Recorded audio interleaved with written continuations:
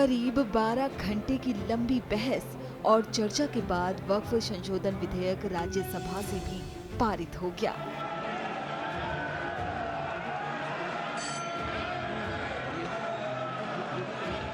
Bill पर सत्ता पक्ष और विपक्ष की चर्चा आधी रात के बाद तक चली।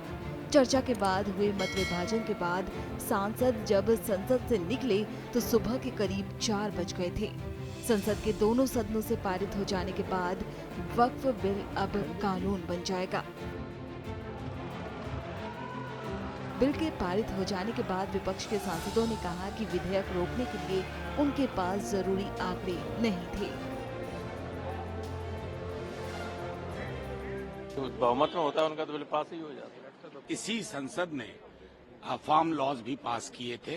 बड़ी लंबी बहस हुई, बहुत मीनिंगफुल कंट्रीब्यूशन विपक्ष ने भी किया। सत्ता पक्ष के साथ दिक्कत क्या है ना, जो कि मैंने अपनी बातचीत में भी कही कि बहुमत आने का मतलब नहीं है कि हर चीज का ज्ञान आप ही को है।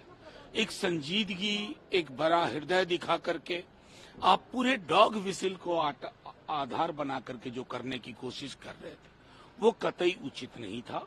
फिर भी आपने संख्या बल अर्जित करने की कोशिश की, हालांकि वो भी बहुत अच्छा संख्या बल तो राज्यसभा में नहीं है अगर वो इंट्रोस्पेक्शन करें। लेकिन हम ये कहेंगे कि अभी भी लोगों के अंदर जो मन में असंतुष्टि है नागरिकों को, अगर उसको दूर नहीं किया तो इसका हश्र फार्म लॉज की तरह ना हो। आज बाबा साहब डॉक्टर भीमराव अंबेडकर के संविधान की हत्या की गई है, लोकतंत्र की हत्या की गई है और एक गैर संवैधानिक बिल संख्या बल के आधार पर पास किया गया है। आम आदमी पार्टी ने इसका विरोध किया। ऐसे ऐसे प्रावधान इस बिल के अंदर हैं जो अपने आप में बड़े हैरान करने वाले हैं। 5 साल तक जो मुस्लिम धर्म के रीति रिवाजों को मानने वाला व्यक्ति होगा, सिर्फ वही दान कर सकता है। इसमें इस बिल के अंदर ये कहा है कि आपको 6 महीने तक रिकॉर्ड देने पड़ेंगे अपने जमीनों के, जबकि आप खुद कह चुके हैं सुप्रीम कोर्ट में कि आप 99% जमीनों को डिजिटाइज कर चुके हैं, ऑनलाइन कर चुके हैं। बावजूद इसके आप ये प्रावधान लेके आते हैं।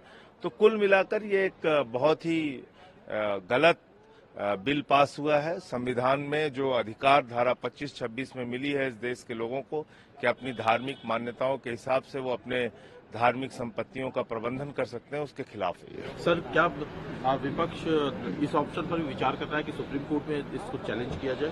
अब अभी तो आगे की क्या रणनीति होगी वो बाद में बताएंगे। हमारा विचार है कि ये पोलराइजेशन के लिए, समीकरण बनाने के लिए, अपनी असफलताओं से ध्यान हटाने के लिए आज बहुत साफ हो गया। जिस तरह वो बोल रहे थे, सत्ता पक्ष अपनी बात रख रहा था तो उसके इरादे नेक नहीं है। वो अपनी सारी कमियां छिपाने के लिए पोलराइजेशन करना चाहते हैं। तो ठीक बात है, हम इसे जनता की अदालत में ले जाएंगे, हम अदालत में ले जाएंगे और अगर सत्ता में आए तो इसे बदल देंगे। इसमें कोई गलत बात तो है नहीं, क्योंकि ये हम गलत मानते हैं, इसलिए हम इसे चाहेंगे कि बदल जाए। संख्या बल निश्चित रूप से जो है सत्तारूढ़ दल के साथ था तो बिल पारित हो गया, लेकिन अपोजिशन ने अपनी बात रखी। पूरा दिन 12 घंटे से ऊपर बहस चली, सबने पूरी अपनी बात रखी और डिवीजन मांगा। उस आधार पर जो है वोटिंग करा के और तब बिल पारित हुआ। तो ठीक है, विपक्ष ने अपना दायित्व पूरा किया। सर, एक सरकार की जो बार बार दलील है, एक तर्क है कि कहीं भी रिलीजियस प्रैक्टिस में कोई दखल अंदाजी नहीं है इस बिल के जरिए। आपको क्या लगता है कि देखिए, वो कह तो रहे हैं, लेकिन उसमें जो अगर उसके प्रावधानों में जाओ जिसमें संशोधन दिए गए थे तो इसमें इस तरह की बातें हैं जिनको लेकर विपक्ष को आशंका थी। सर, क्या सुप्रीम कोर्ट में चैलेंज किया जाएगा इस बिल? नहीं, ये तो फिर आगे जो भी, अभी तो संसद का जहां तक मामला है तो उसमें जो विपक्ष अपनी भूमिका निभाई पूरी एकजुटता के साथ निभाई।